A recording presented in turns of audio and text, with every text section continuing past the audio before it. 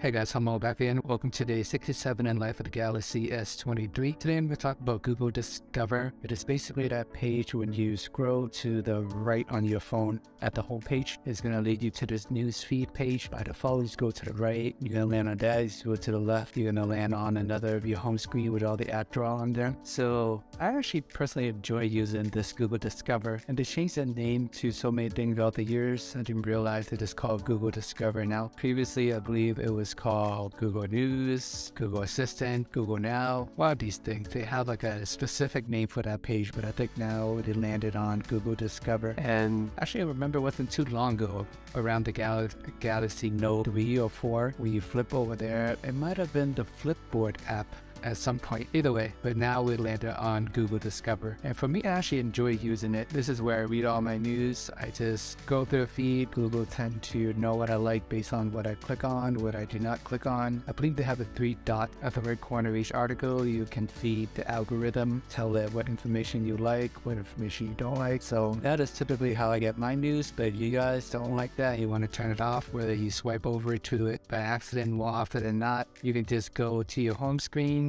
and then just go to the edit mode. I believe you just pinch your screen so you can edit your actual home screen. And then once you scroll to the right on the top, you can click this toggle and then turn off Google Discover. That way you can just use your home screen the way it is intended. But if you prefer the Google Discover, just turn it back on anytime you want at a later point in life. You can do that. So it's just a quick tip for you guys. I know in the Samsung phone there's so many features, function, bloatwares. Some people use them, some people don't. But if you want to get rid of it, that's how you do it. I personally enjoy it, so you read all my Google News on there. Hope you guys found that to be helpful. So let's jump into day 67 in the Life of the Galaxy S23. Woke up at 5:30 in the morning. Spent my day making YouTube videos. At 6:46, my phone is at 86%. That's because I'm using the phone camera to record videos early in the morning, so it's taking up a good chunk of battery there. Skimmed through an article about how this person loved their iPhone and all the fun that comes with it. They talk about dynamic island,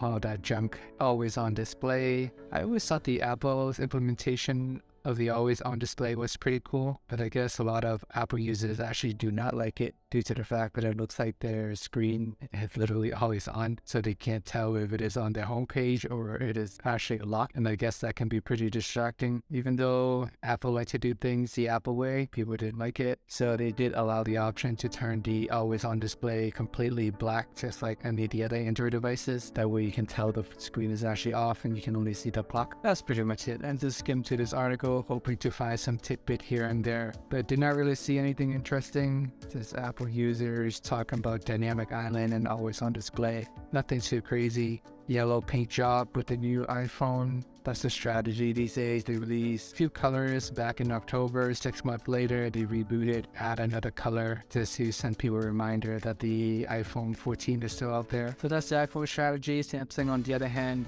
they released the S series at the beginning of the year, and then towards the end of the year, it's typically reserved for the Note, but since Samsung combined the Note with the Ultra, now the latter half of the year, around July or August, they are going to be releasing the flip and folding phones. So we're going to see another small update there, I would assume.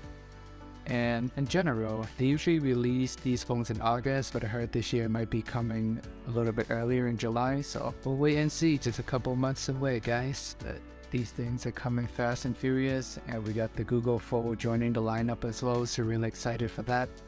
In the US market, we're pretty much only limited to Samsung with the Flip and the Fold. I know there are a bunch of crazy Chinese folding phone out there, Apple and all that. Unfortunately, can't really get our hands on it in the States.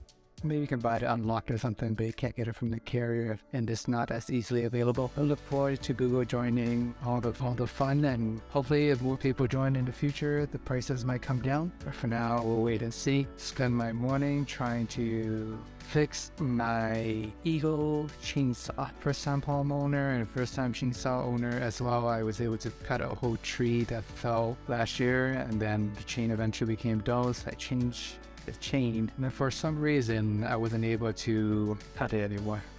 it just stopped working. Then I did some Google search, I went on Reddit, watched a bunch of YouTube videos, and I realized that I put the chain on the wrong way. I know, beginner, newbie mistake. I mean, you're just looking at the chain, you assume you clip it in, it worked just fine, but apparently you can't put it backwards. So you're just glancing at these things, they all look pretty similar, but ideally you want the sharp part pointing forward. Seems intuitive and self-explanatory. For someone who's never touched a chainsaw, it's not as obvious, but hey, we all gotta start somewhere, and Rome isn't built in a day, right? So I figured out how the chainsaw worked, so super excited. Was able to chop up a bunch of giant wood scrap around the house that is currently just sitting on my lawn, taking up space. Now I can chop them up and dispose them. Came across this Reddit thread about one guy talking about his battery life experience with the S23. He posted a screenshot about a full day of battery life and 8 hours of screen on time. I personally have never achieved anything close to this. The only way I can think of doing it to get this result is to charge my phone up to 99% and then use the phone normally, charge it back up to 99%, and then the next day I can post a screenshot looking like this. But on a single usage, since it's calculating based on the last charge, it really all depends on how you're charging your phone and how it's calculated. I know you can click on the last 7 days as well to see more information, but when you click on the last 7 days, it will show you the whole day on how much battery you're using. So if I use my screen for 8 hours and 1 day, it could be like the phone just lasts half a day, I charge it up, and then I use the phone for the rest of the half a day, and then it counts all that into one number. So all these numbers are very subjective. I don't know, some people say I got a bit of a phone, but I don't think so. I get 12 to 13 hours on average, not a whole day like this guy, and screen on time I get 3 to 4. And it all depends on how you're calculating it and how you're charging your phone and how often you're using the phone as well. I find that these results that people put out there a little bit unrealistic and a little bit deceiving. Some people say they only charge their phone up to 85% to get these type of data, but you're doing that so that the data is not accurate because Samsung is calculating it based on the last full charge, and then the last time you're fully charging your phone was like a week ago, then all the numbers just gonna keep accumulating, therefore it's not as accurate. So that's my take on that. So don't get too carried away, don't get your expectation too high thinking this phone gonna last you days. It is a big improvement over last year, but just temper your expectations. I know I talked about that in a few of my videos in the past. I feel like I do have to bring it up every now and then because people are always bragging about their battery lives and the battery life, and I'm always a bit skeptical. Alright, so let's breeze through this day. I went for my walk in the afternoon, shot a few videos on the Galaxy S23. Then later in the evening, I came back and recorded myself chopping up some wood after getting the chainsaw to work. It's pretty fun using a chainsaw, by the way. About 3:30 p.m. my phone is pretty much dead at that point. Only lasted 10 hours today. Like I mentioned earlier, woke up at 5:30. Only 10 hours of battery life today. I had YouTube playing throughout the day whether I'm walking around, brushing my teeth, watching videos about how to fix the chainsaw. So all that takes into consideration. It does eat into the battery when you're using a phone speaker. Play some Pokemon Go as well for half an hour. I got the camera recording for 20 minutes. That is early in the morning when I'm making these videos. And throughout the day, I shoot random clips here and there as well. Always on display.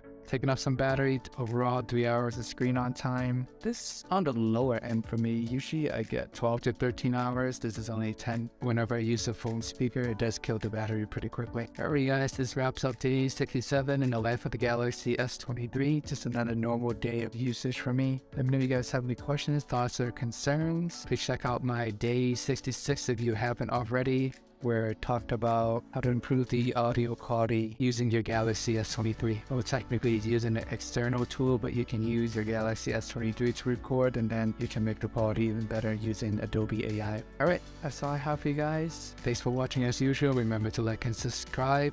Let me know how you guys feel about this new camera angle. Experimenting with something new, camera angle, different AI software, just trying to improve the video productions. But appreciate the support as always, and see you guys in the next video.